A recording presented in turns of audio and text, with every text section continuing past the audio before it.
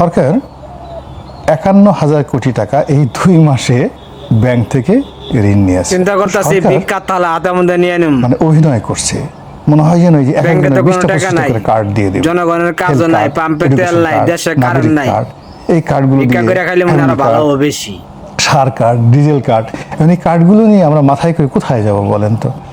নারীর যেমন যৌবন না থাকলে, সৌন্দর্য না থাকলে দুনিয়ার কোনো মানুষ তাকে ফিরে তাকায় না, বিগত যৌবনা দিকে ফিরে থাকে না, পুরুষের একই অবস্থা। রাষ্ট্রেরও টাকা থাকতে হবে। আমরা অনেকগুলো রাষ্ট্র, ওমানের মতো একটা ছোট রাষ্ট্রকে আমরা পাত্তা দিতেছি টাকার জন্য। প্রথম খবর, ১ নম্বর খবর হলো যে সরকার ৫১,০০০ কোটি টাকা এই ২ মাসে ব্যাংক থেকে ঋণ নিয়েছে। আবার বলছি, ২ মাসে ৫১,০০০ কোটি টাকা। এর মধ্যে এই জাস্ট ১ সপ্তাহের মধ্যে ৫,০০০ কোটি, ১০,০০০, ৫,০০০ কোটি টাকা নিচ্ছে। আবার ব্যাংকগুলোর লোন না পাওয়ার কারণে তারা বলছে আমরা বন্ড ছেড়ে এই টাকা আনবো। তো সব মিলিয়ে সম্ভবত